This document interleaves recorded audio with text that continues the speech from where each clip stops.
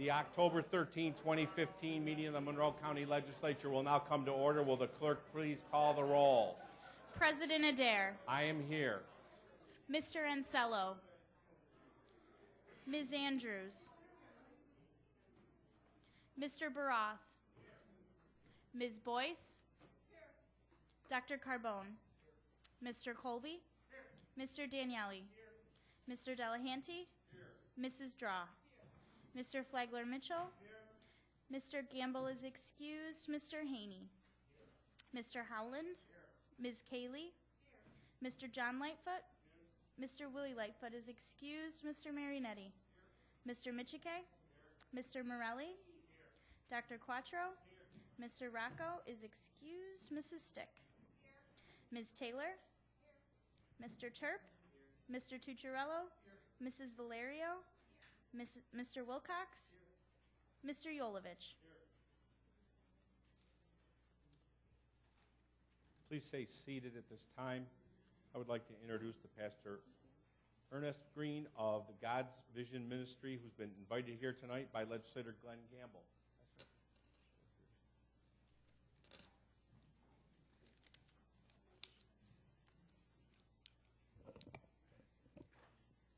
Let us pray.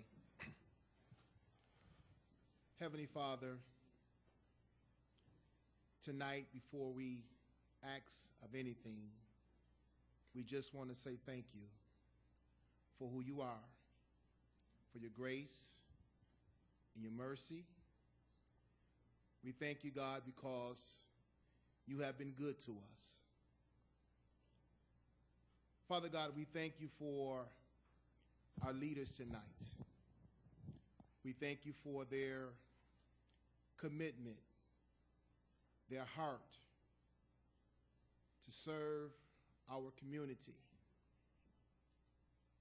And now, God, we ask that you would send your anointing presence in this place, that you would give our leaders wisdom and knowledge and understanding to deal with every situation that may arise here tonight. Help them to move in a spirit of love. We thank you, God. Lord, we ask that everything that would take place here tonight, God, that you would be in the midst. For we realize that all things work together for the good. And Lord, we will be so careful to give you all the honor and the glory. In Jesus' name.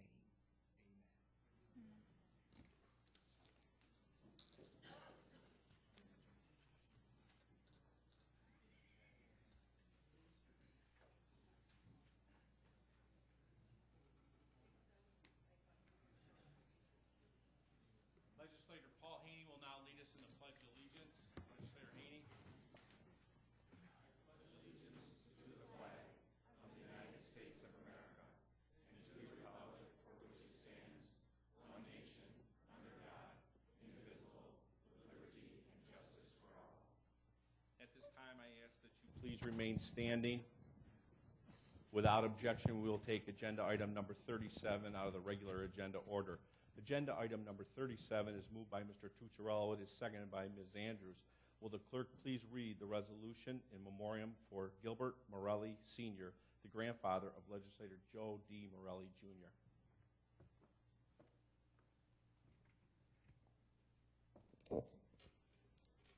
Expressing regret of the Monroe County Legislature on the recent passing of Gilbert J. Morelli, Sr., grandfather of legislator Joseph D. Morelli, Jr. Be it resolved that the Monroe County Legislature hereby expresses its deep sympathy and sorrow at the recent passing of Gilbert J. Morelli, Sr., grandfather of legislator Joseph D. Morelli, Jr. Gil will be deeply missed by our community, most of all by the friends and family who knew him best. And whereas Gil Morelli was a larger-than-life figure who cared for both his family and was involved in his community in many capacities. This devotion to service started early in his life when Gil joined the United States Army and served during the Korean War. A member of Local 13 Plumbers and Pipefitters, Gil loved his work and took great pride in his craft. Gil enjoyed spending time at his cottage, working in the garden, and perfecting his family home. And whereas Gil's devotion to his country and community was passed on to the most important part of his life, his family. He is survived by his wife of 60 years, Juliet, his 5 children, Joseph, Richard, Gail, Gil Jr., and Paul, 13 grandchildren, 2 great-grandchildren, and numerous nieces and nephews. And whereas Gil served as a model of love, kindness, and strength that everyone can aspire to, his memory is one that will forever touch those who knew him well. He will be greatly missed. Be it further resolved that the clerk of the legislature is hereby requested to forward a copy of this resolution to the bereaved family. This resolution was adopted unanimously, with each legislator rising in his or her place for a moment of silence.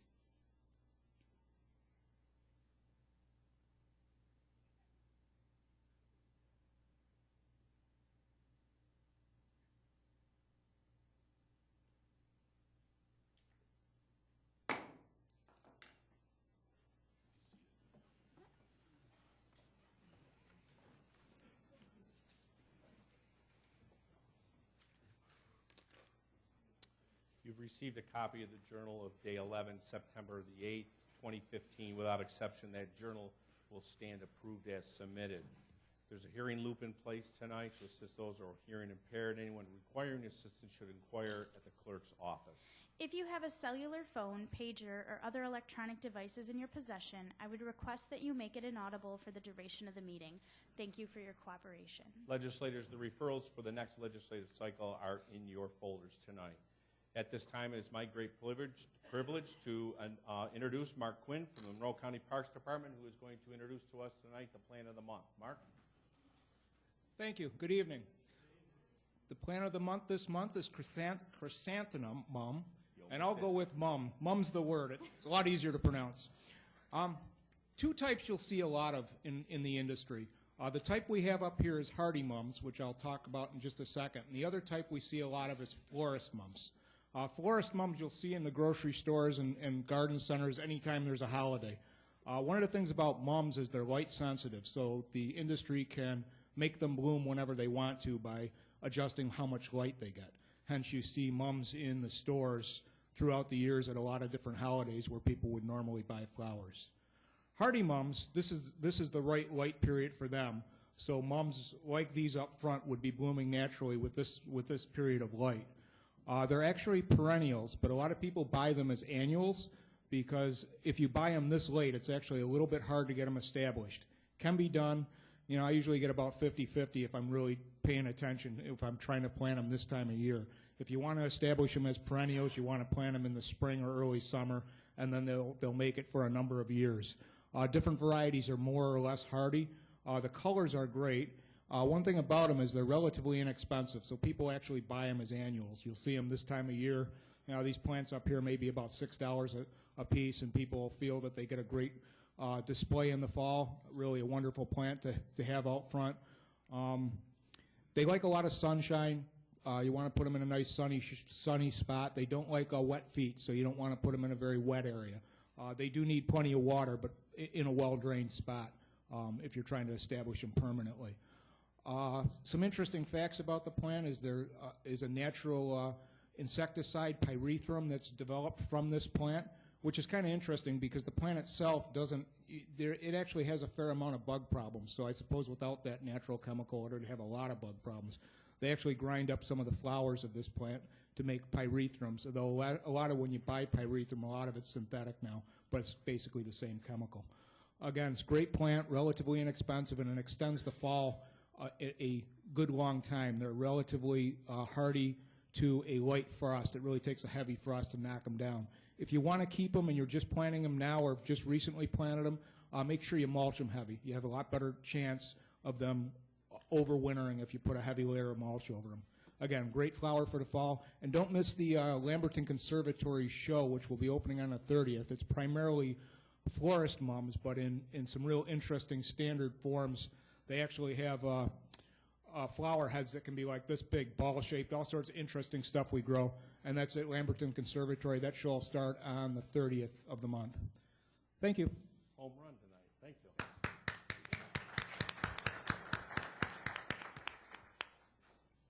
Madam Clerk, I believe there's one proclamation scheduled.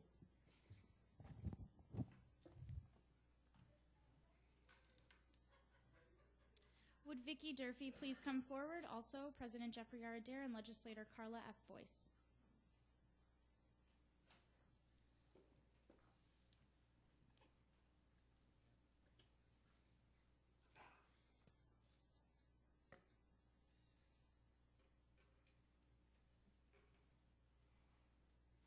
Whereas the brave men and women who dedicate their lives to our nation's protection are often required to spend long periods of time away from their friends and families.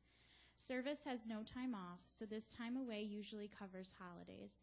Being separated from loved ones, especially during winter holidays, is made all the more difficult by not being able to participate in holiday traditions.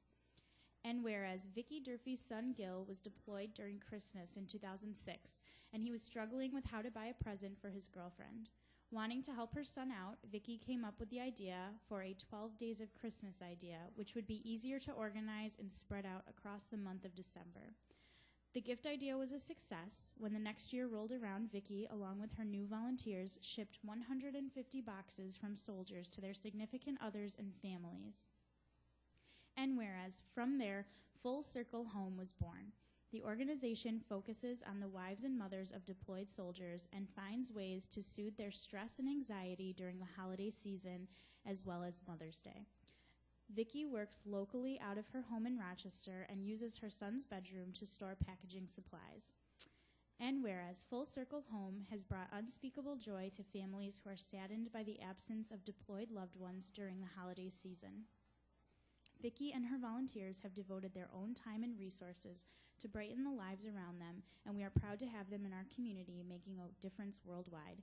Now, therefore, we, Jeffrey R. Adair, President, and Carla F. Boyce, Legislator, District 5, on behalf of the entire Monroe County Legislature, do hereby recognize and congratulate Full Circle Home for its effortless work in bringing joy to families with loved ones deployed overseas.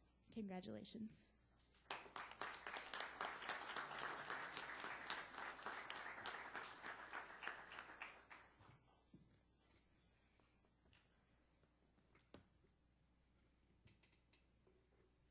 Thank you very much. This is quite an honor. It's also an honor to serve the deployed military. We also take care of the wounded warriors at Walter Reed, and also they're heroes at home. As you heard, it started as an effort just to take care of my son's 12 squad members. It started with that box of 12 gifts. And the important thing in that box is a handwritten love note from the deployed service member. And this gives them a tangible connection that is a reminder on a day-to-day basis that their loved one is there for them, and also the community around them is supporting them. We know of no other organization in the country that does this. Others send a care package. We actually help the troops send a gift. The gift is first and foremost from them. We just make it happen. And at a time when everything is email and text and Skype, this is something that they can really hold on to. And often things are said in a note that are not said verbally or in an email. And we get to read the notes. The gifts are all personal things. So every time they're going to use them, every day. And at Christmas, as you heard, it's 12 days of Christmas. We also do Mother's Day, and we've added a men's program, so we do Father's Day, and those have about 4 to 5 gifts. And if we have requests for other holidays, we just make it happen. To date, we've shipped 15,000 boxes to all branches or from all branches of the military. We've sent them to every state in the nation, to bases around the world. And the local boxes we actually deliver personally, so we can make that connection. We're a lean organization, 100% volunteer of 2, and an army of volunteers to wrap. We work out of now donated space. I've taken the shred out of my house. And so with this, all the donations go to the programming. The cost of the box is $75, and yet $12 of that is just shipping.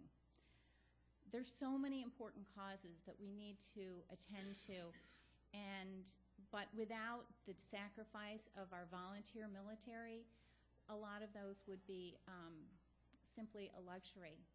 And if I may, I'd just like to read a couple letters because they say so much more than I could ever say.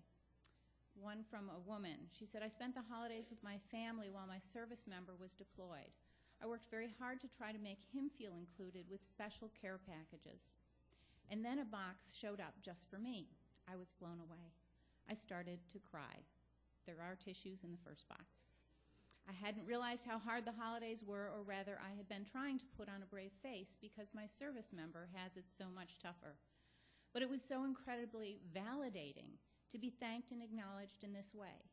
I can't imagine how much work it was to coordinate this, let alone wrap the packages so nicely. It was a great honor to get my care package, which I'll always remember for lifting my spirits during a very lonely time. Thank you very much. And from a service member, thank you so much for offering to do this for me and my wife, Grace.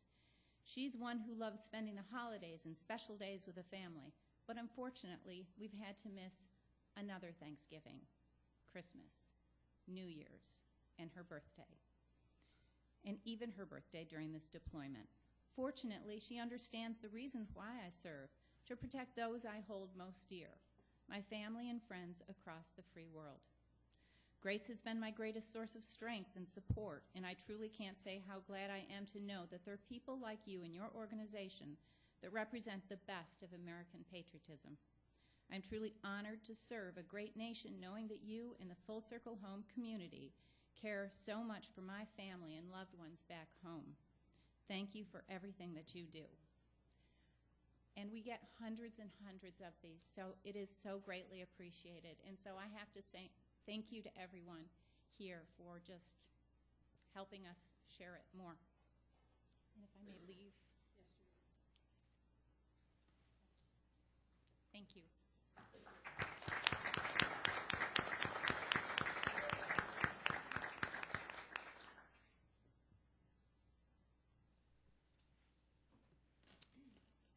We will now recess for the purpose of holding several public hearings. I declare open the public hearing on Resolution Intro number 288 of 2015 entitled The Authorization, the Sale of Surplus Property on O'Brien Road in the town of Riga, New York to George McCormick. There are no speakers registered for this hearing. I declare this public hearing closed and open the public hearing on Resolution Intro number 291 of 2015 entitled Enacting a Local Law to Amend the Landfill Lease Agreement with Waste Management of New York, LLC, for the Mill Seat Landfill. There are no speakers registered for this hearing. I declare this public hearing closed and open the public hearing on Resolution Intro number 313 of 2015 entitled Approving Increase and Improvements of Facilities in the Irondequoit-based South Central Pure Waters District for acquisition of industry pump station and force main from New York State. There are no speakers registered for this hearing. I declare this public hearing closed and I open the public hearing on Resolution Intro 321 of 2015 entitled Enacting a Local Law Authorizing a Lease Agreement with Waste Management of New York, LLC for Eco Park Facility. There are no speakers registered for this hearing. I declare this public hearing closed and open the public hearing on Resolution Intro 324 of 2015 entitled Enacting a Local Law to Authorize a Power Purchase Agreement and Leases with Solar Liberty, Inc., transferring parcels from the Solar Waste Fund to the County Internal Service Funds and authorizing interconnection agreements with RG&E, all related to the creation of a solar-generated electricity to benefit Monroe County Pure Waters and Monroe County facilities. There are no speakers registered for this hearing. I declare this public hearing closed, and I reconvene the October 13, 2015 meeting of the Monroe County Legislature. Legislators, you have in your folders the approved minutes from the last cycle. There are no formal reports scheduled for this evening. We will now hold a public forum. We have several people registered to address the legislature. Madam Clerk. If you require assistance, a deputy is available to assist you in approaching the lectern. I will call 3 people forward at one time. Each speaker will have 2 minutes in which to address the legislature, and kindly conclude your remarks when the timer sounds and exit through the back of the chambers. Thank you for your cooperation. Our first 3 speakers are Paul Furcella, Peter Peters, and Sister Grace Miller.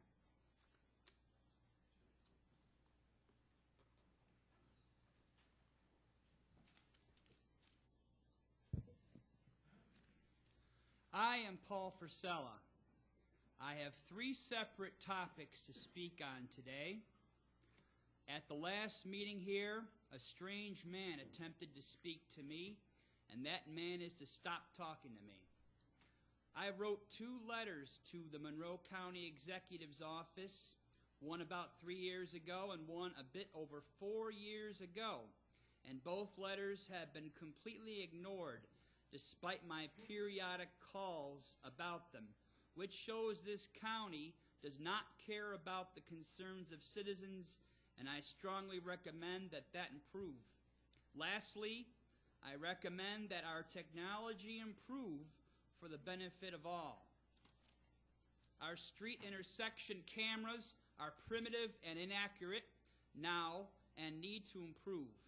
We need a new super collider to discover the secrets of the atom, which is effective but much cheaper than the one thought of in this area about 25 years ago. Supercomputers that are cheap but efficient should run more of our world to replace human bias and error. American space exploration must vigorously continue, so a replacement to the space shuttle should be found and quick. With respect to these ideas, I strongly encourage all voters to vote appropriately at the next general election.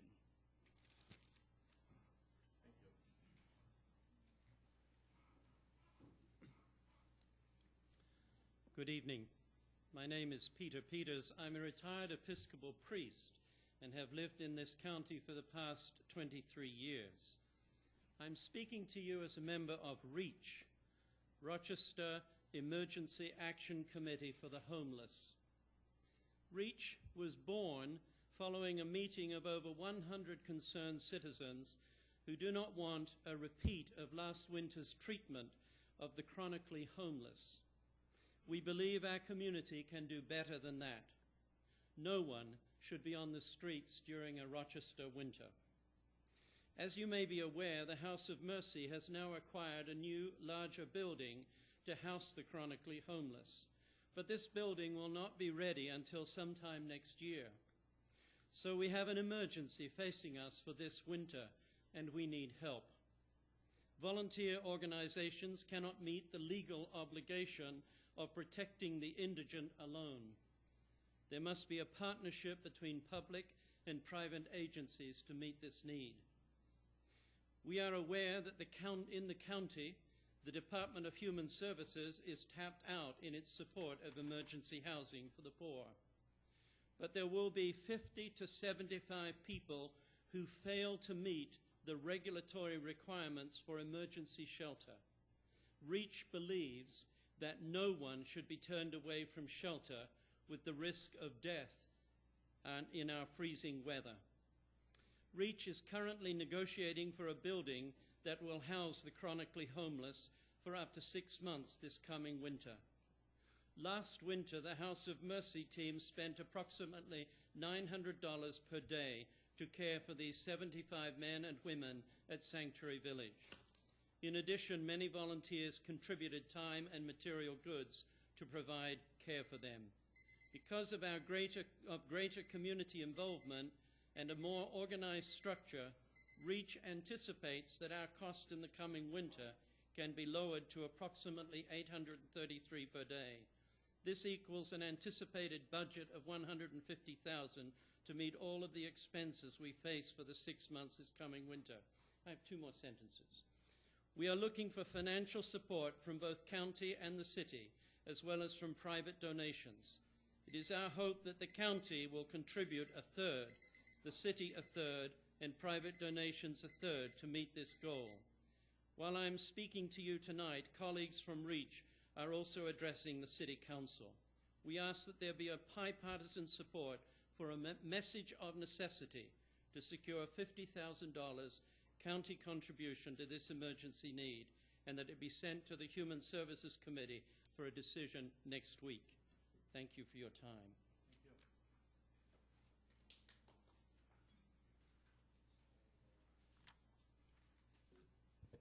Good evening. Many times, representatives from the House of Mercy have stood before you pleading with you to help find a building for the homeless who were put out of the Civic Center garage last year, and our cries fell on deaf ears. Tonight we come before you, not alone. People from all segments of our community are now joining us in our plea for the county to reach out to shelter the hard-to-place homeless in our city and county. And as Reverend Peters told you, a new committee has been formed, REACH. And over 100 people came to our first meeting, which shows the interest of the community here in the city and the suburbs. This is not just an issue for the House of Mercy. We have been bearing the burden of caring for the homeless that have been on the streets. We will continue to do so, but this is a mandate for the county also. That is in the New York State Constitution, which says that the state is responsible for all the poor in the county, but that this responsibility is delegated to the county. So we need your help. And you know by now you've heard that we do have a building, but it will not be ready until maybe spring. And a generous donor in our community is paying for the entire cost of that building. A very generous soul. But now we have to find a place for our homeless temporarily, and that's where we are asking for your help. And as Reverend Peter said, we're asking for $50,000 from the city, $50,000 from the county, and $50,000 from the community. And the money is there. All we are asking you to do is to help us reach out to the most vulnerable and the poorest in our society, in our city, in our county. Just recently, a homeless person came up to me and said, "When will a home be opened up to us?" I was saddened to hear that a homeless person had to ask me if he will be sheltered this winter. So we ask you to join us in the responsibility of caring for the homeless in our society. Our next three speakers are Joe Dean, Mrs. Morales, and Ed Wisniewski.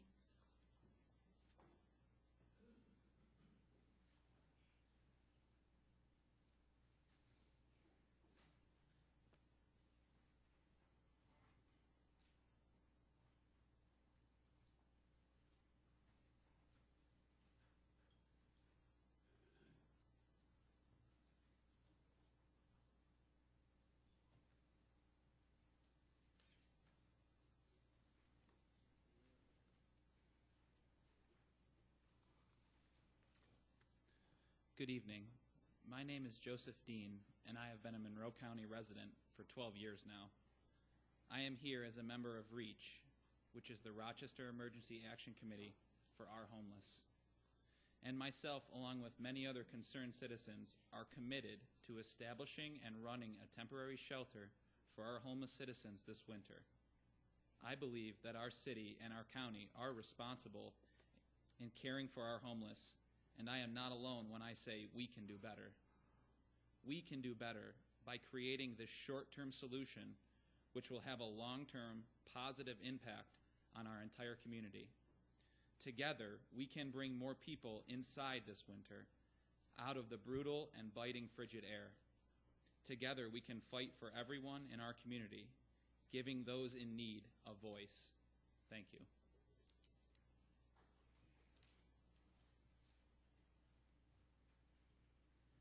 Good evening.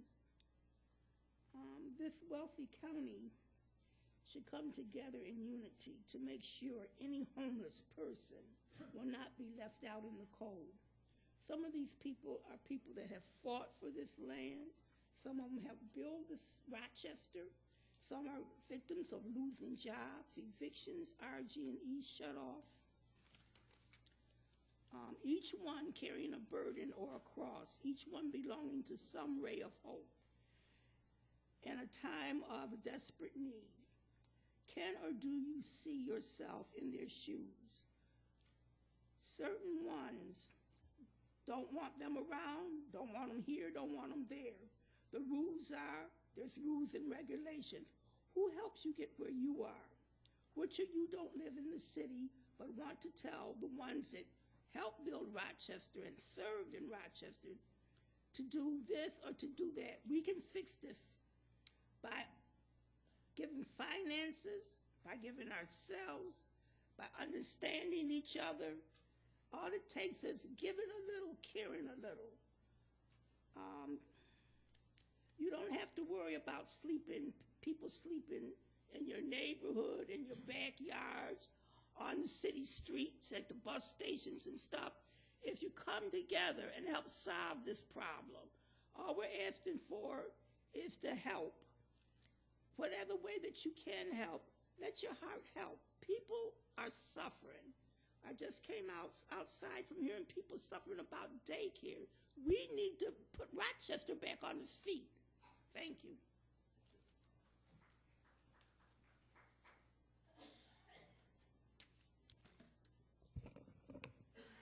Good evening. My name is Ed Vesneski. I live in 1000 East Avenue in the city. I am also a member of REACH. It is a group of people, as I've met them in the last couple of weeks, that are so dedicated. These are people who have heard the story, seen the issue, and they really want to have this occur, that we can take care of the homeless in a better way than we have. It's been said many times in many ways, a society and a government is judged by the way it takes care of its homeless. In the past, it has been up to the individuals who have dedicated themselves, certainly Sister Grace. Always there, always making the plea, sometimes rubbing. We're aware of that.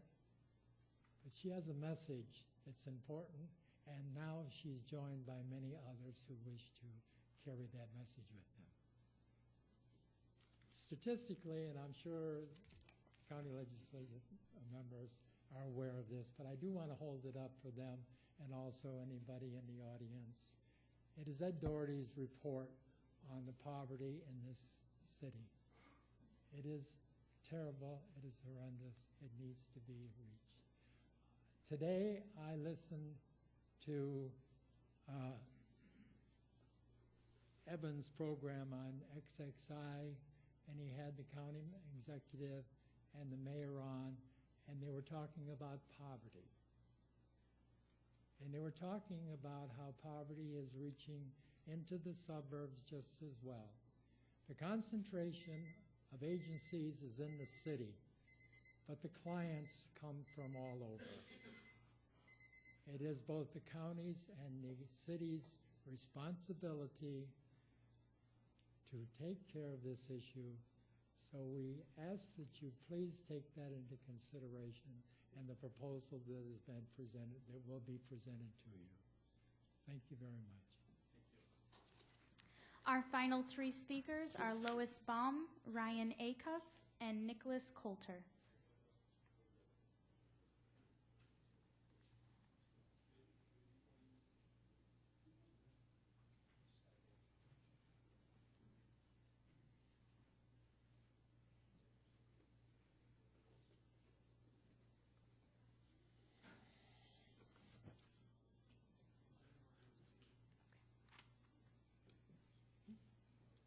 Hello, my name is Lois Baum.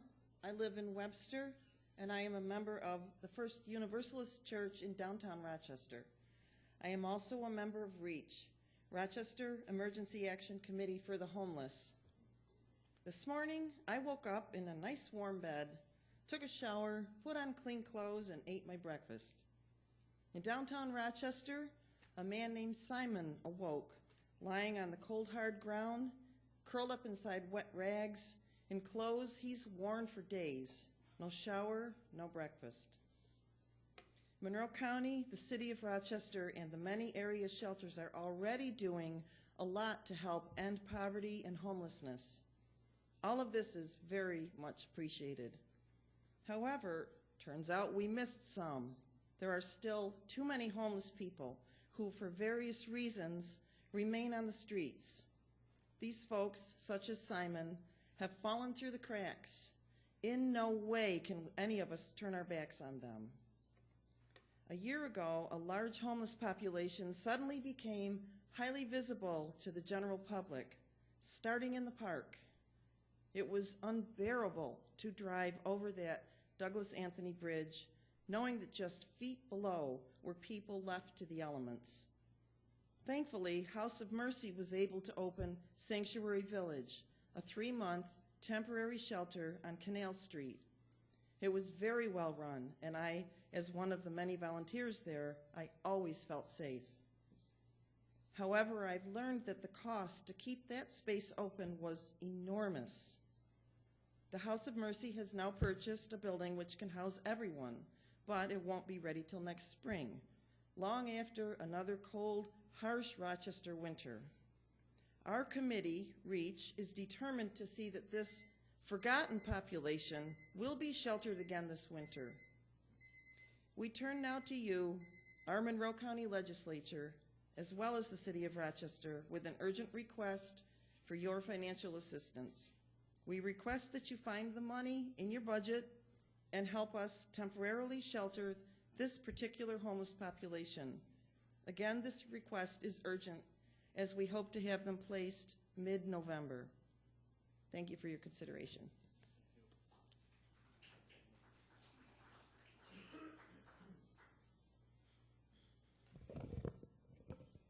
I'm a little tall for this. So thank you very much for allowing me to speak. My name is Nicholas Coulter. I'm the co-chair for the Chronic Homeless Work Group. I'm co-founder of Person-Centered Housing Options. I'm a member of REACH, former employee of Monroe County, and I thank every one of you for the foundation that I have to be able to stand up here. This is an exciting opportunity for all of us in that we have the opportunity to make some change. Every one of you knows about that. Person-centered housing options, in conjunction with many organizations, the Chronic Homeless Work Group, and several of the advisory council members that we oversee, believe that it's necessary for us to take action. We can do this in a systematic way to support the efforts that we're making. We conduct a point-in-time study. I don't know if folks are familiar with that study. However, we were able to find about 90-plus people over the summer and quite a few in the winter months. The numbers were quite low because we were able to house people for the winter. We believe with the efforts of our organizations that we can provide case management, we can provide access to services, and reduce the challenges that this population serves while getting folks on accessing treatment, accessing social services, and permanent housing. As many of you know, funding streams and grant applications and new housing initiatives and innovative ways to house this population do not happen overnight. While in the midst of this, we're dealing with plummeting temperatures, and our winters may be getting harsher. So we need to address this, and I know that we can do this. This is not a lot that we're asking for, and I think we can come together as a community to make this happen. So I ask that we all support each other in our effort to help our citizens in this community. Each one of these folks needs a place to stay, and I think we can do this together. Thank you. Our final speaker is Ryan Acuff. This concludes the public forum. At this time, we'll recess the October 13, 2015 meeting of the Monroe County Legislature and convene the Pure Waters Administration Board for the Rochester Pure Waters District, the Gates Charlie Ogden Sewer District, the Irondequoit Bay South Central Pure Waters District, and the Northwest Quadrant Pure Waters District. The clerk will please note the attendance and read the first item on the agenda. PWAB Agenda Item 1, Referral 15-0299. Moved by legislator Marinetti, second by legislator Yolovich. This is the motion to adopt. Is there any discussion? Legislator Tucciarello.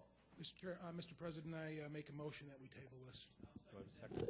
And I have a second by legislator Quattro. All in favor of tabling it this time indicate by saying aye. Opposed? It is tabled. We will now recess the Rochester Pure Waters District, the Gates Charlie Ogden Sewer District, the Irondequoit Bay South Central Pure Waters District, the Northwest Quadrant Pure Waters District, and adjourn the Pure Waters Administration Board. The October 13, 2015 meeting of the legislature is now reconvened. Will the clerk please proceed with the considerations of local laws and read the first item on the agenda? Item number 1, referral 15-0264. Moved by legislator Tucciarello, second by legislator Yolovich. This is a motion to lift from the table. All in favor? Any opposed? The item carries. Next item, please. Item number 2, referral 15-0264. Moved by legislator Tucciarello, second by legislator Yolovich. This is the motion to adopt. Is there any discussion at this time? Seeing none, all those in favor indicate by saying aye. Opposed? The item carries. Next item, please. Item number 3, referral 15-0266. Moved by legislator Tucciarello, second by legislator Marinetti and Yolovich. This is a motion to lift from the table. All in favor? Any opposed? The item carries. Next item, please. Item number 4, referral 15-0266. Moved by legislator Tucciarello, second by legislators Marinetti and Yolovich. This is the motion to adopt. Is there any discussion at this time? Seeing none, all those in favor indicate by saying aye. Opposed? The item carries. Next item, please. Item number 5, referral 15-0272. Moved by legislator Tucciarello, second by legislator Marinetti and Yolovich. This is the motion to lift from the table. All in favor? Any opposed at this time? The item carries. Next item. Item number 6, referral 15-0272. Moved by legislator Tucciarello, second by legislators Marinetti and Yolovich. This is the motion to adopt. Is there any discussion at this time? Seeing none, all those in favor indicate by saying aye. Opposed? The item carries. Next item, please. Item number 7, referral 15-0274. Moved by legislator Tucciarello, second by legislators Marinetti and Yolovich. This is the motion to lift from the table. All in favor? Opposed? The item carries. Next item, please. Item number 8, referral 15-0274. Moved by legislator Tucciarello, seconded by legislators Marinetti and Yolovich. This is the motion to adopt. Is there any discussion at this time? Legislator Haney. Thank you, Mr. President. I commend the administration for this aggressive move into solar power and the opportunities, both physical and environmentally and financially, that it offers the county, as well as society in general. But I have two concerns. I mean, with these types of things, the devil is always in the details. As I understand it, at the Northwest Treatment Plant, the power from the array of solar cells that we'll be installing will be sold to the RG&E, and then we will buy the power back from the RG&E to run the Northwest Sewage Treatment Plant.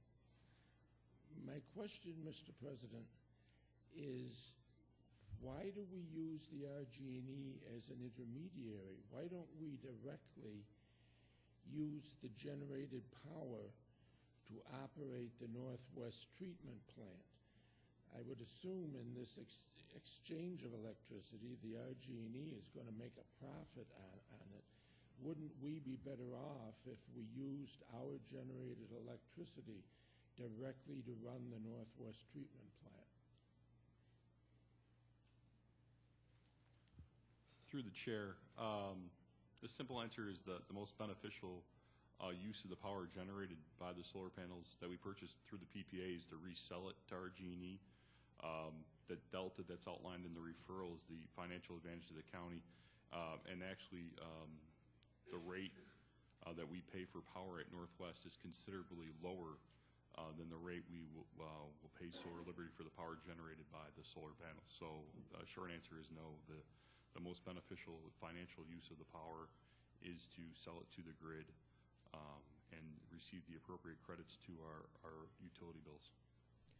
So, through you, Mr. President, we will sell the electricity we generate to the RG&E for a higher price than the electricity that we will buy back? Is that what you're saying? Through the chair, the rate that we will sell the power to RG&E for under the interconnection agreement is set by the PSC as to be the SC2 rate, and that rate is currently somewhere between 10 and 11 cents per kilowatt hour. We buy power directly from the New York ISO at a rate somewhere between 5 and 7 cents, depending on the month. Through the chair, are there that sounds like a fabulous arrangement. Are there limitations on it? I mean, is it apt to continue, or do you have any sense that it might be a short-lived advantage? Through the chair, the PSC, as the rulemaking body, has allowed these agreements for up to 25 years. The county's chosen to pursue a 20-year agreement due to the functional life of the solar panels. So through the chair, we'll be locked in with this beneficial arrangement for 20 years? Is that what you're saying? Through the chair, yes. Thank you very much. The second aspect that I don't understand is the transfer of the land, the Gloria Drive landfill. The Solid Waste Fund is going to be giving the acreage at the Gloria Drive landfill to an internal service fund. Now, this may sound to be an insignificant detail, but to get into some of the arcane accounting, the Solid Waste Fund is what we call a proprietary fund, whereas the Internal Service Fund is a governmental fund. So there is a real crossing of a divide on the county's books. I still don't understand and would like to add, and we know, Mr. President, that at the end of last year, the Solid Waste Fund had an accumulated $19 million deficit and was losing money at a rate of about $2 million a year. And I appreciate the information we received this afternoon from the administration summarizing the variety of actions that they've taken to reduce these deficits, and of course I applaud those actions. But I still don't understand why the internal service funds aren't paying the Solid Waste Fund something for the land. Why is the Solid Waste Fund simply donating the land to the internal service fund?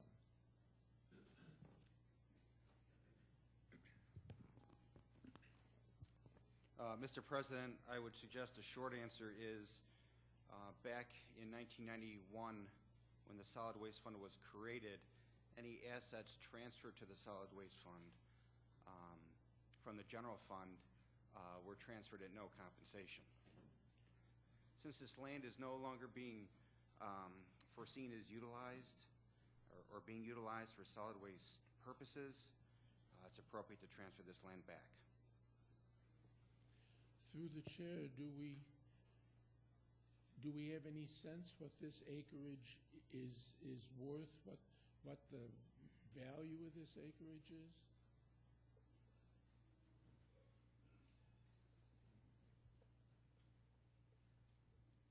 Mr. President, no land valuation or appraisal has been performed to my knowledge. Well, Mr. President, I mean, this is a multifaceted proposal, and there are certainly very positive aspects to the proposal. But since it's all rolled into one referral, I have to confess that I have a problem with the fact that the solid waste fund is not being compensated for this piece of land. And therefore, despite all the other favorable pieces of this proposal, I will vote against the proposal. Is there any other discussion at this time? Okay, seeing none, I'll move to a roll call vote. Mr. Tucciarello? Ms. Andrews? Mr. Ansello? Mr. Baroth? Ms. Boyce? Dr. Carbone? Mr. Colby? Mr. Daniele? Mr. Delahanty? Mrs. Draw? Mr. Flagler Mitchell? Mr. Gamble is excused. Mr. Haney? Mr. Howland? Ms. Cayley? Mr. John Lightfoot? Mr. Willie Lightfoot is excused. Mr. Marionetti? Mr. Michike? Mr. Morelli? Dr. Quattro? Mr. Rocco is excused. Mrs. Stick? Ms. Taylor? Mr. Terp? Mrs. Valerio? Mr. Wilcox? Mr. Yolovich? President Adair? Yes. 24 to 1, resolution passes. Next item, please. Item number 9, referral 15-0291. Moved by legislator Tucciarello, second by legislator Yolovich. This is for introductory purposes only. Next item, please. Item number 10, referral 15-0291. Moved by legislator Tucciarello, it is second by legislator Yolovich. This is the motion to table. All in favor? Opposed? The item carries. Next item. Item number 11, referral 15-0291. Moved by legislator Tucciarello, it is second by legislator Yolovich. This is to set the public hearing. Is there any discussion at this time? All in favor, indicate by saying aye. Opposed? The item carries. We will now proceed with the consideration of motions, resolutions, and notices. Will the clerk please read the next item on the agenda? Legislator Stick. Mr. President, I would like to make a motion. State your motion, please. Per Section 545-32 of the Monroe County Charter, I would like to make a motion to suspend the rules for the purpose of considering my proposal to prohibit the sale of personal care products containing microbeads. Do I have a second? I have a second by legislator Morelli. Roll call, but we always go to a roll call vote for suspension of the rules, but thank you for reminding me. I'm starting to get old. Thank you. Roll call. Thank you. Thank you, Cindy.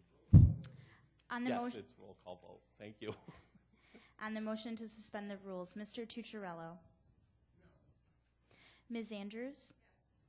Mr. Ansello? Mr. Baroth? Ms. Boyce? Dr. Carbone? Mr. Colby? Mr. Daniele? Mr. Delahanty? Mrs. Draw? Mr. Flagler Mitchell? Mr. Gamble is excused. Mr. Haney? Mr. Howland? Ms. Cayley? Mr. John Lightfoot? Mr. Willie Lightfoot is excused. Mr. Marionetti? Mr. Michike? Mr. Morelli? Dr. Quattro? Mr. Rocco is excused. Mrs. Stick? Ms. Taylor? Mr. Terp? Mrs. Valerio? Mr. Wilcox? Mr. Yolovich? President Adair? No. 9 to 16, motion fails. Okay, motion fails. We are back to item number 12. Please. Item number 12, referral 15-0260. Moved by legislator Marinetti, second by legislator Yolovich. This is a motion to lift from the table. All in favor? Any opposed? The item carries. Next item, please. Item number 13, referral 15-0260. Moved by legislator Marinetti, second by legislator Yolovich. This is the motion to adopt. Is there any discussion at this time? Seeing none, all those in favor indicate by saying aye. Opposed? The item carries. Next item. Item number 14, referral 15-0280. Moved by legislator Quattro, second by legislator Holland. Is there any discussion at this time? Seeing none, all those in favor indicate by saying aye. Opposed? The item carries. Next item, please. Item number 15, referral 15-0281. Moved by legislator Ansello, second by legislator Yolovich. Is there any discussion at this time? Seeing none, all those in favor indicate by saying aye. Opposed? The item carries. Next item, please. Item number 16, referral 15-0282. Moved by legislator Marinetti, second by legislator Turp. Is there any discussion at this time? Seeing none, all those in favor indicate by saying aye. Opposed? Item carries. Next item, please. Item number 17, referral 15-0283. Moved by legislator Marinetti, second by legislator Yolovich. Is there any discussion at this time? Legislator Haney, the floor is yours. Thank you, Mr. President. And my question is, I try to understand financial implications of these proposals is similar to my question on the prior issue. I don't quite understand why we're using an intermediary in this case.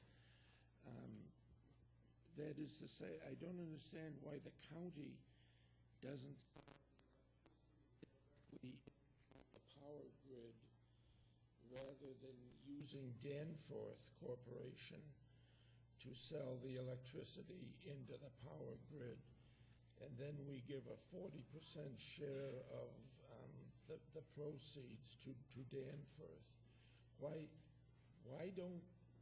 Wouldn't the county be better off, or why isn't the county better, through the president, why isn't the county better off to be the direct seller of the electricity to the power grid?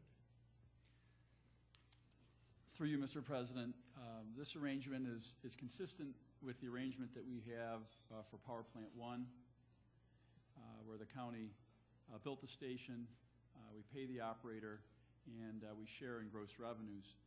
This arrangement, very similar. I would say the terms have been enhanced for the county, the financial terms.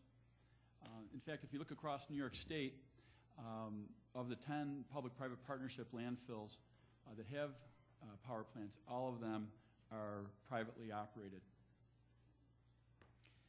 The county really is not interested in getting into power plant operations. It requires specialized operators and mechanics. We don't have the specialized tools, materials, equipment necessary to operate a plant like that. They're sophisticated power plants in that they burn on landfill gas, which is really highly toxic and very corrosive to the engines. It's important that we have specialized operations to maintain them and operate them reliably with a high degree of runtime. So in this case, like Power Plant 1, the operator is responsible for all maintenance, all repairs, all replacement, including major overhauls. The county does not have that risk or responsibility. It's not simply a service contract where oil's changed, and the operator is in a better position to react more quickly during any unplanned repairs or replacements. They have full operational responsibility, again, for all repairs and replacements. So they're responsible and they're fully incentivized to maximize runtime, which is what the county wants, to maximize the return on the power produced. But through the chair, couldn't we, if we don't want to be the operator of a complex power plant, couldn't we employ somebody to operate the plant but we still be the seller of the power into the power grid rather than use an intermediary in the actual sale of the electricity? Through you, Mr. President, we rely on a broker to broker the electricity to give us the highest return. The county will explore its options at the time when we have, with the plants commissioned. We expect that to be at the end of next year, so that we can ensure we get the highest return on the power produced. Power Plant 1, that power is brokered by Waste Management.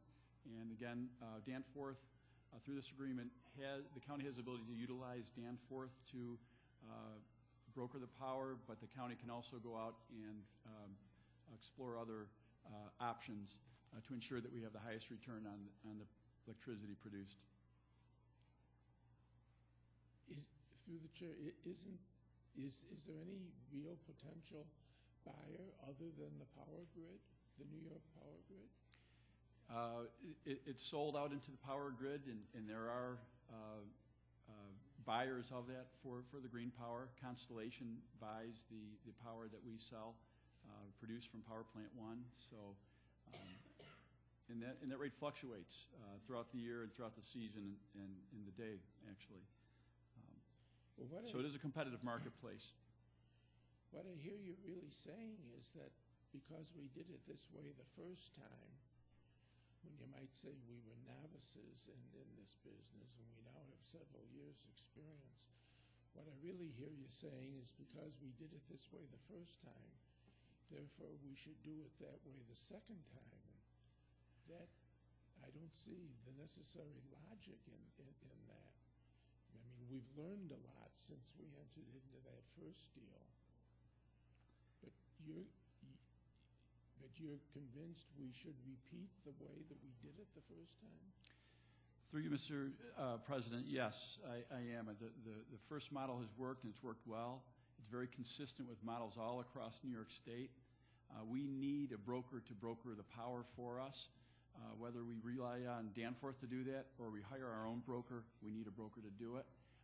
And through that process, I'm confident we will get the highest return on the power produced there at the plant. Thank you. Is there any other discussion at this time? Seeing none, all those in favor indicate by saying aye. Opposed? The item carries. Next item, please. Item number 18, referral 15-0284. Moved by legislator Quattro, it is second by legislators Marinetti and Yolovich. Is there any discussion at this time? Seeing none, all those in favor indicate by saying aye. Opposed? The item carries. Next item, please. Item number 19, referral 15-0285.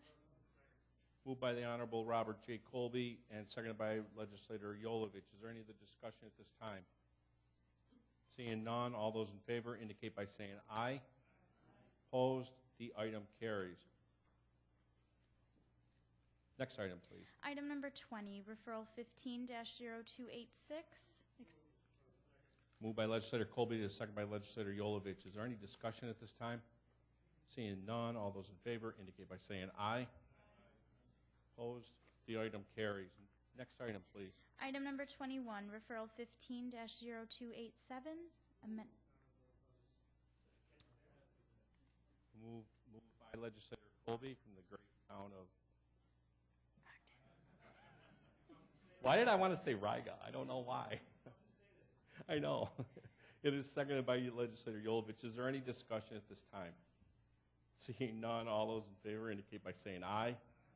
Opposed? The item carries. Next item, please. Item number 22, referral 15-0288. Moved by legislator Marinetti, seconded by legislator Yolovich. This is for introductory purposes only. Next item, please. Item number 23, referral 15-0288. Moved by legislator Marinetti, seconded by legislator Yolovich. This is a motion to table. All in favor? Opposed? The item carries. Next item, please. Item number 24, referral 15-0288. Moved by legislator Marinetti, seconded by legislator Yolovich. This is to set the public hearing. Is there any discussion at this time? Seeing none, all those in favor? Aye. Opposed? The item carries. Next item, please. Item number 25, referral 15-0289. Moved by legislator Yolovich, second by legislator Tucciarello. Is there any discussion at this time? Seeing none, all those in favor indicate by saying aye. Opposed? The item carries. Next item, please. Item number 26, referral 15-0290. Moved by legislator Yolovich, second by legislator Tucciarello. Is there any discussion at this time? Seeing none, all those in favor indicate by saying aye. Opposed? The item carries. Next item, please. Item number 27, referral 15-0292. Moved by legislator Yolovich, second by legislator Tucciarello. Is there any discussion at this time? Legislator Haney.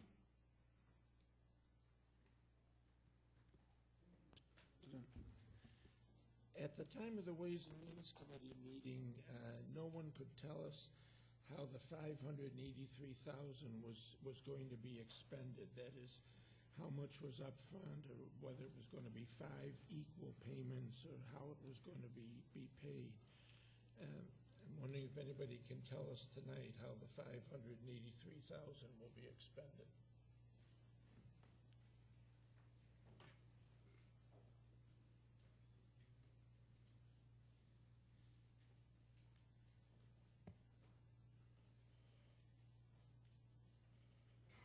Through the chair, negotiations are still ongoing with the selected vendor. So, through the chair, you still can't tell us how when this money will be, what budgetary periods this will be spent in? Through the chair, there are several different payment options that are available based on what is purchased in terms of hardware. That will determine the overall cost, but it's not to exceed $583,000.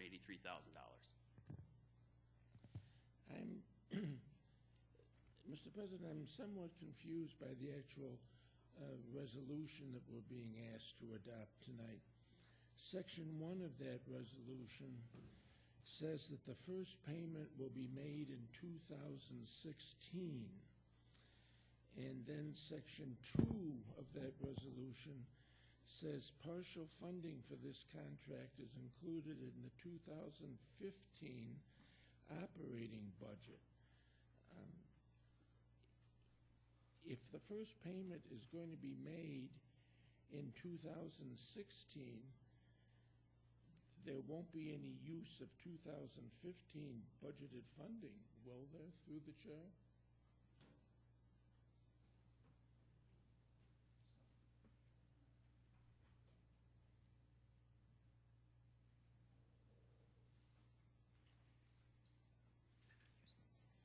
Through the chair, we'll have an encumbrance reserve fund set up, which will be used, set up at year end. So even though nothing will be due and payable until 2016, you'll encumber the 2015 budget?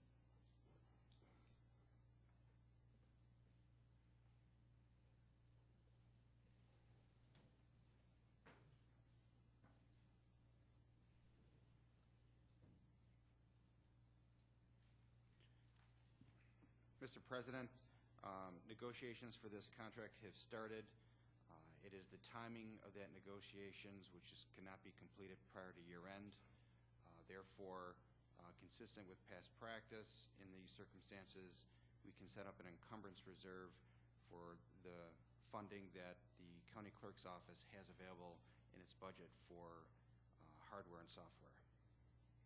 That encumbrance reserve will then be used for 2016 purposes. But through the chair, if the first payment isn't due until 2016, what's the authority for encumbering the 2015 budget? Or are we, in effect, granting that authority by passing this resolution?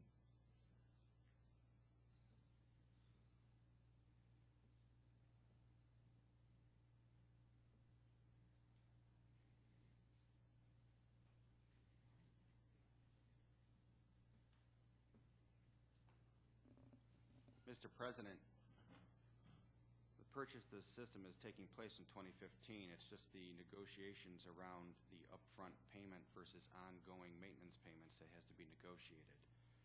The Controller's Office has a long-standing practice in these situations to allow a department to encumber funds that could have otherwise been appropriately spent on expenses such as this, to set up an encumbrance reserve at year end so that payment can be applied early in the next year.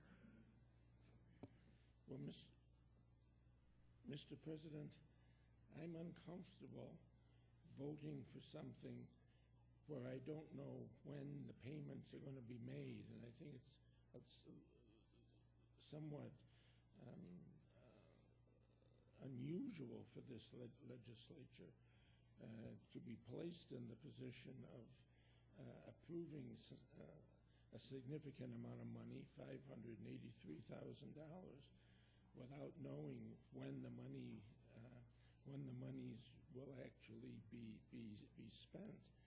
And the concept of saying that the first payment will be in 2016, although we don't know for how much, but that we're going to encumber the 2015 budget, sounds like we're sliding money from one budgetary year into another budgetary year, and therefore I'm going to vote against this.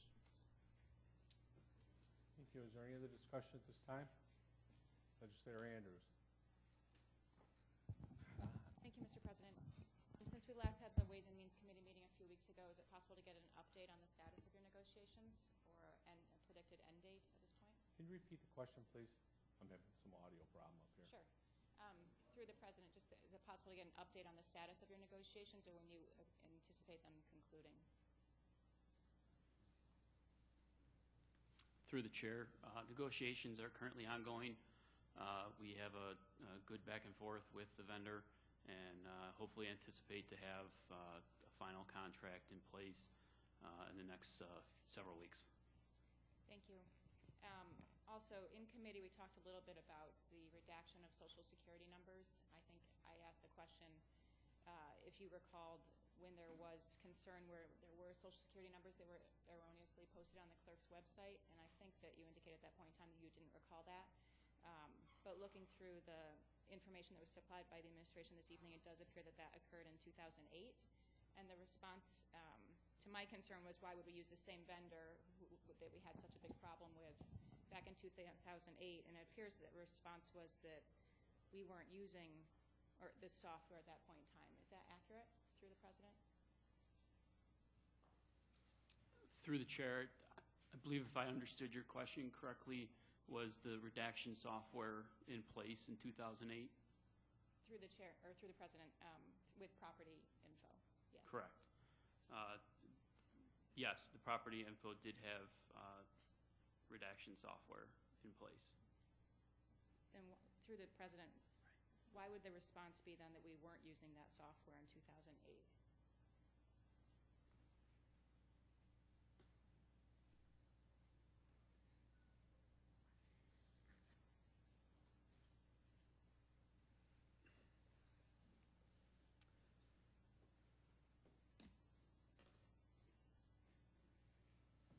At the time when property info came in to be a new vendor and provide software for our system, redaction software was in place.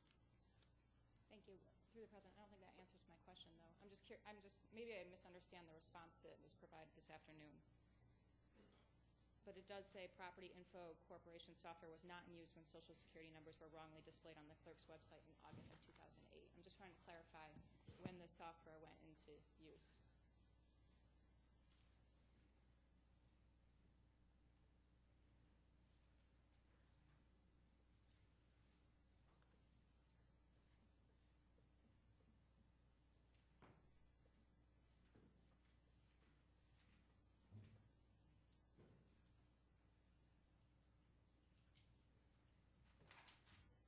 Through the chair, I may have misunderstood the question at the time when I stated no. Okay, thank For you. clarification. Through the President, I'm just following up this property info software was in place at the time the Social Security numbers were wrongly displayed on the clerk's website.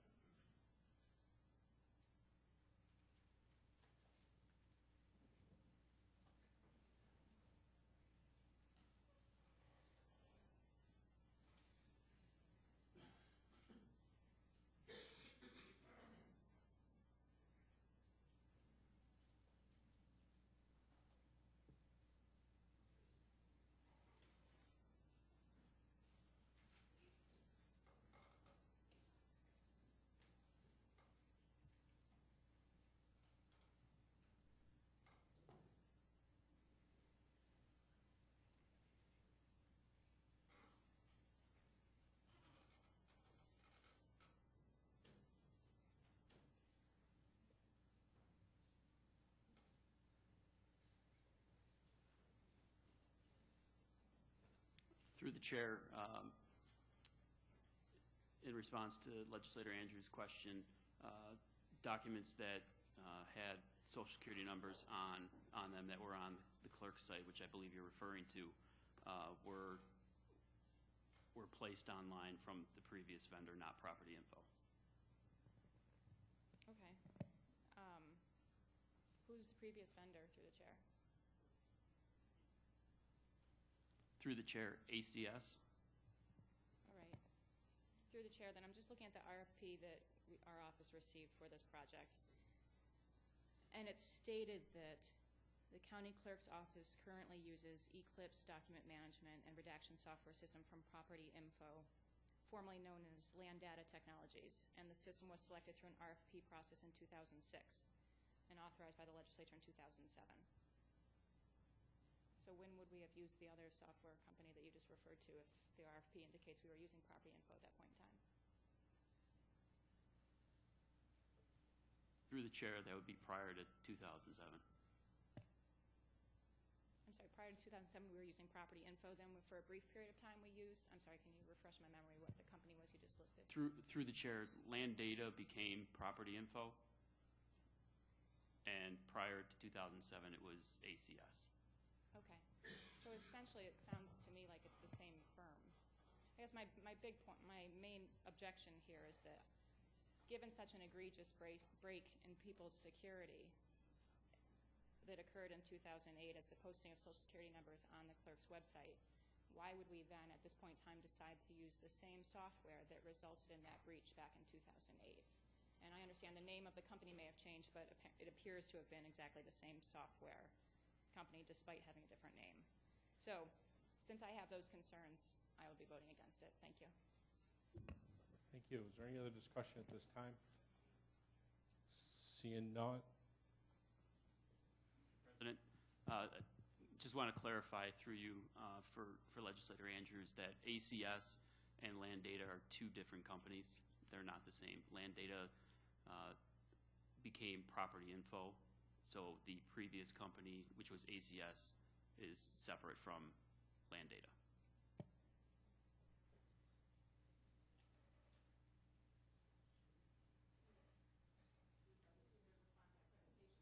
Nothing about ACS at all in your referral. And the committee answers were solely about property info being used consistently. I think it was referenced since 2000 or the early 2000s. So I'm not sure where ACS fits into the whole picture, but it doesn't make me feel any better about going forward with this contract. I'd be happy to table it because it sounds like tabling it actually may be in our best interest so that you can resolve the negotiations with the company, and then we would have the answers to our financial questions as well, and then we'd be able to vote on it in November if that would be entertained. Is there any other discussion at this time? A motion to table it for another month. Do you have a second? Second by Legislator Keeley. We'll move to a roll call vote to table this referral.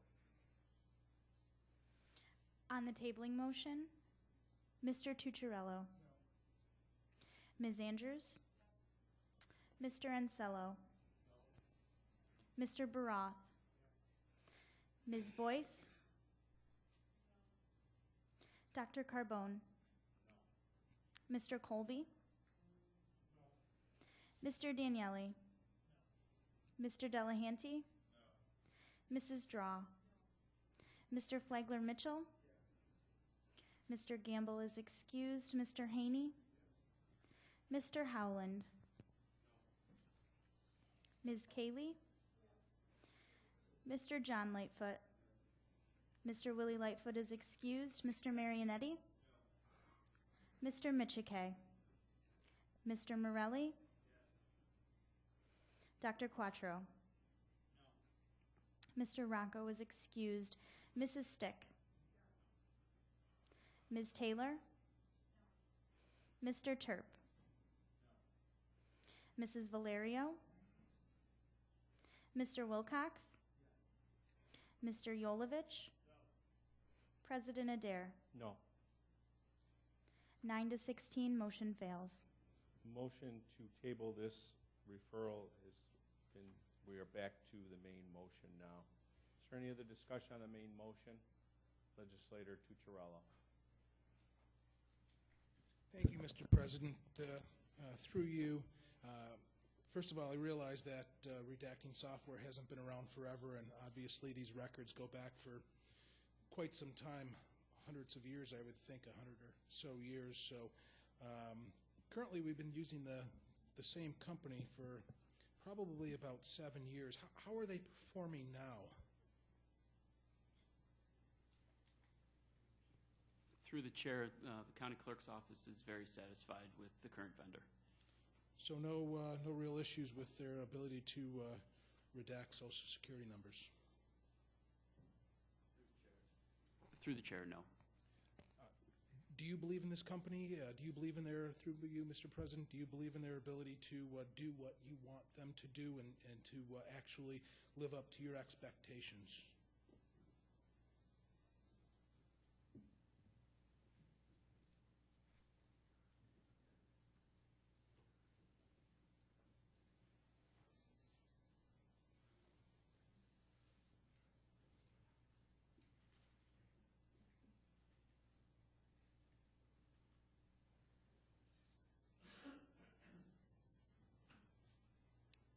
Through the chair, yes.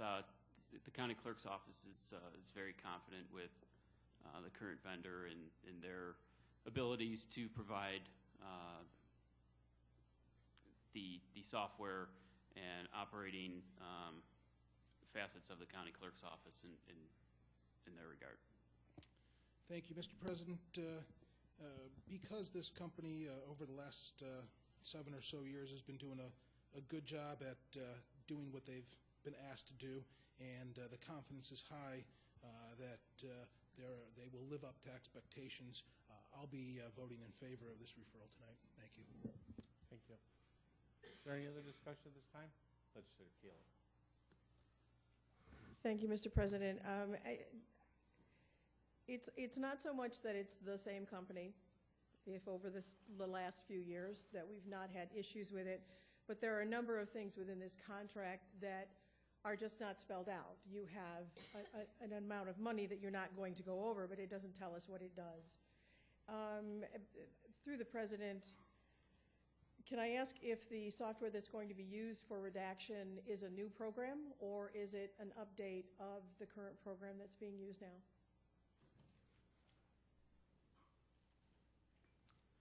Through the chair, the system that Property Info proposes is an upgrade, a new system compared to the one that we currently have, and redaction software is included, and we have full confidence that it'll do the job. All right, thank you. And so that I understand, this is just not software and equipment for redaction purposes. This is software and equipment upgrades, and in this case, I mean purchasing of new equipment so that there's no confusion with upgrade for the clerk's office and other functions? Correct. Through the chair, the software system that Property Info will put in place operates all the cashiering that the county clerk's office does.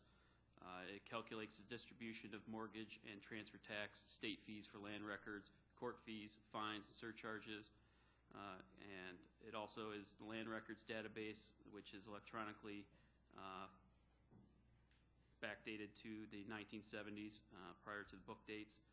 It also is our pistol permit database, record keeping for passports and notaries, DBA database, image scanning for land records, judgments, archiving of land records for permanent retention, redaction software is included, and it's also the online access to the public records office that is through the monroecounty.gov on the clerk's website, which has over 140,000 registered users and is widely popular with lawyers, paralegals, county clerks all across the state, judges, title companies, law enforcement agencies, area businesses, and the general public. It's very, very widely used. Thank you. And then the 583,000 not to exceed, could you give me an idea of how much of this money is actually for the software program itself?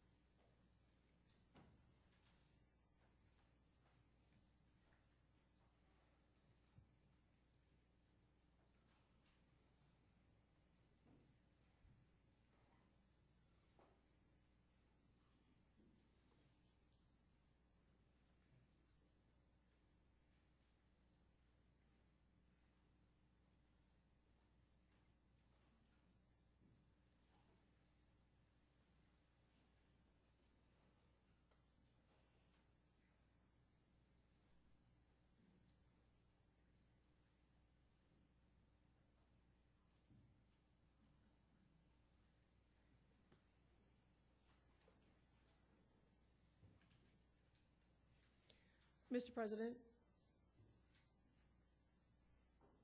did you have an answer right now? No, he didn't. I know you don't. I'm going to relieve him of looking for the number. I have a concern. I will not be voting for this in this particular contract. We have equipment that's being purchased. We have highly sensitive equipment. We have equipment that is appropriate for the level of software. We also have the software, we have the maintenance, we have the ongoing maintenance. And without those details, and I am familiar with contracts that include maintenance and purchasing of equipment, I'm just not comfortable voting for it before we have the details that you need to say good deal, bad deal. So I will be voting against this. Thank you. Thank you. Is there any other discussion at this time? Seeing there's none, I'd like to move to a roll call vote. Mr. Tucciarello. Ms. Andrews. Mr. Ansello. Mr. Baroff. Ms. Boyce. Dr. Carbone. Mr. Colby. Mr. Daniele. Mr. Delahanty. Mrs. Draw. Mr. Flagler Mitchell. Mr. Gamble is excused. Mr. Haney. Mr. Howland. Ms. Cayley. Mr. John Lightfoot. Mr. Willie Lightfoot is excused. Mr. Marionetti. Mr. Michike. Mr. Morelli. Dr. Quattro. Mr. Rocco is excused. Mrs. Stick. Ms. Taylor. Mr. Terp. Mrs. Valerio. Mr. Wilcox. Mr. Yolovich. President Adair. Yes. 17 to 8, resolution passes. Next item, please. Item number 28, referral 15-0294, accept. Moved by legislator Ansello, with a second by legislator Yolovich. Is there any discussion at this time? Seeing none, all those in favor indicate by saying aye. Opposed, the item carries. Next item, please. Item number 29, referral 15-0296. Moved by legislator Valerio, second by legislator Yolovich. Is there any discussion at this time? Legislator Andrews. President, I just wanted to know why this is coming before us this evening as an MOU, please.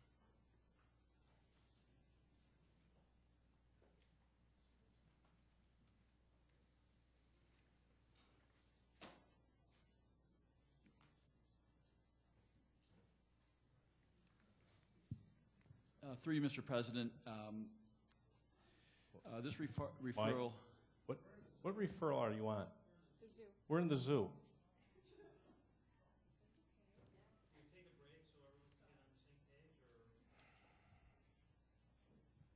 The question has been asked of the administration or of me. Right. I guess I could answer it to my ability, but that wouldn't be the explanation. Why this is a matter of urgency to extend a license and operating agreement of the Seneca Park Zoo Society. Is that correct, Legislator? Yes. Thank you. Mr. President, thank you. Yep.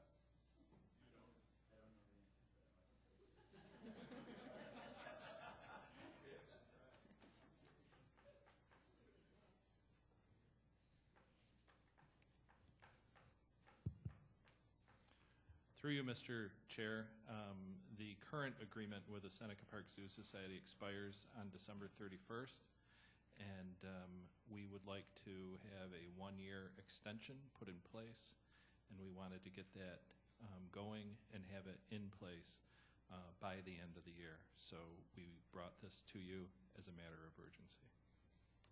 Thank you, Mr. Saab. Wouldn't it still have been possible through the president to introduce this as part of the regular committee cycle and have us vote on it in November? So we could have had an opportunity to hear from the director of the Zoo Society and ask any questions that we have? Through you, Mr. Chair, as this same contract, as it's an extension, no terms have changed,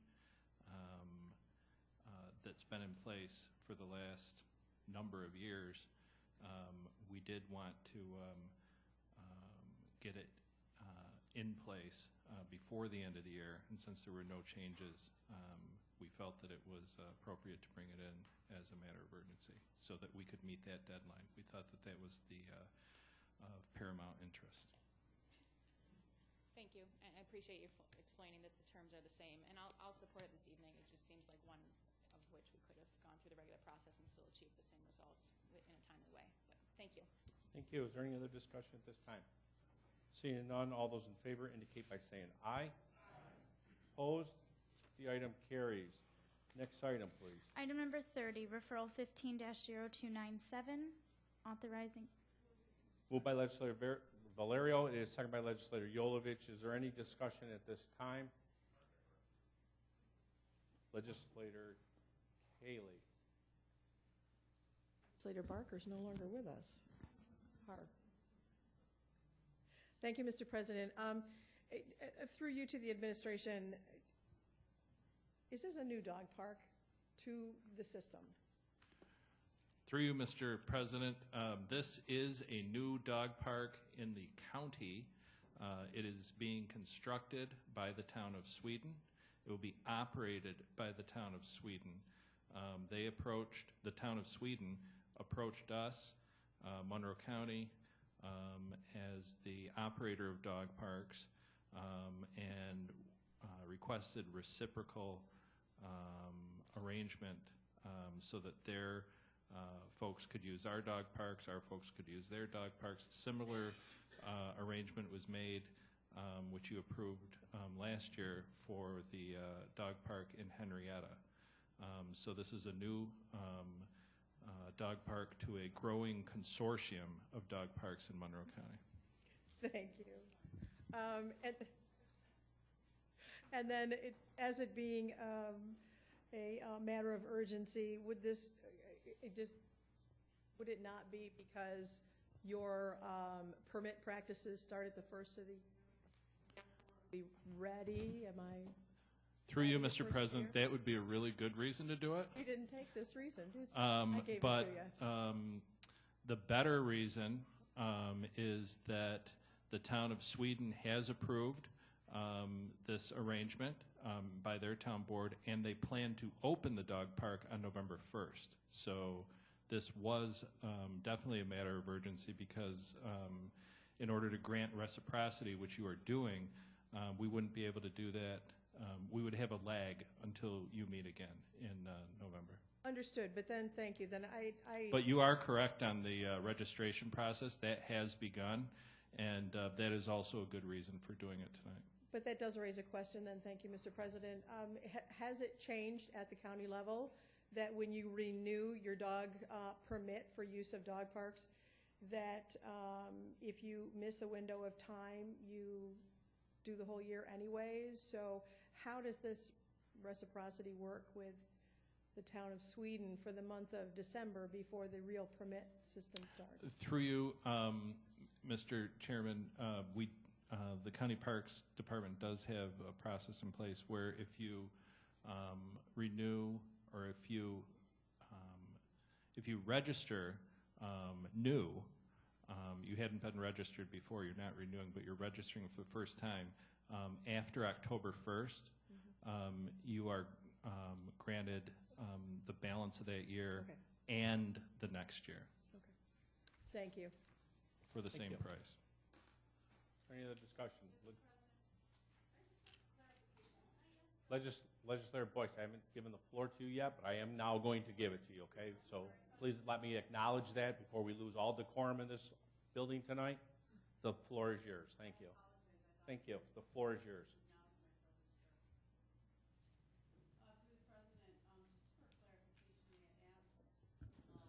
Park is this in, Mr. Staub?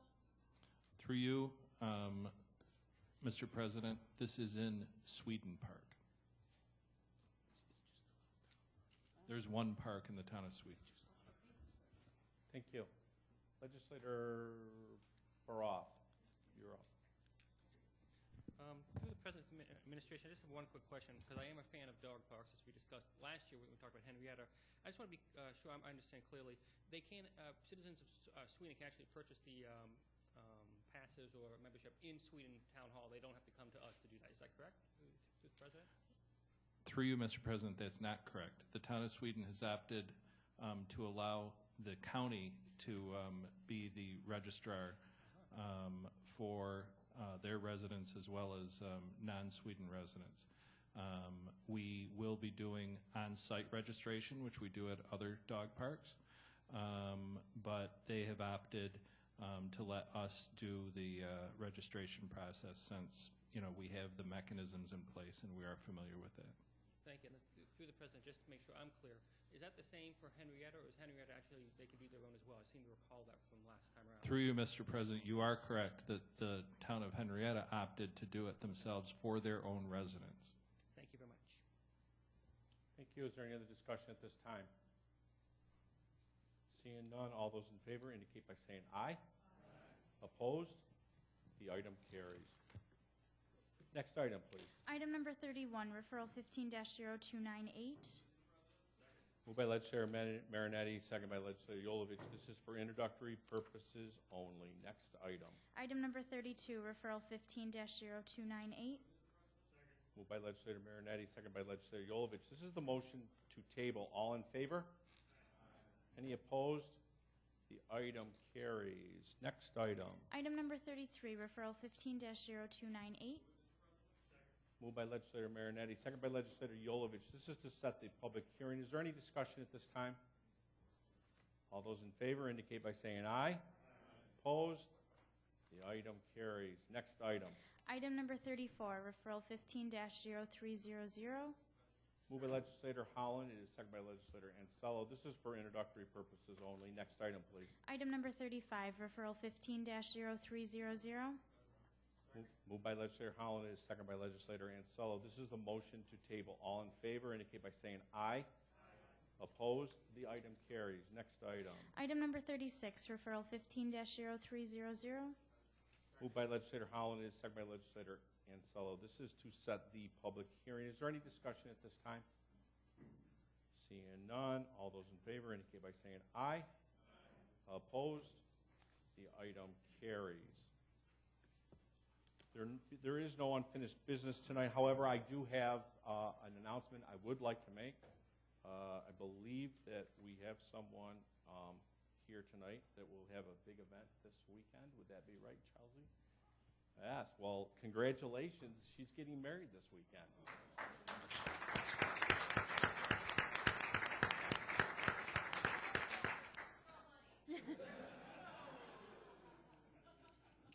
She's got it down. Now, I would also like to wish wish you well in your new endeavor because I believe that this is probably the last night we're going to see you in the chambers. Is that correct? Well, good luck. You're welcome. Good luck. And my last announcement, and I'm sorry, but I needed to make announcements tonight, is I would like to congratulate County Executive Brooks, who was voted in September as the president of the NISAC organization. Good job. Thank you.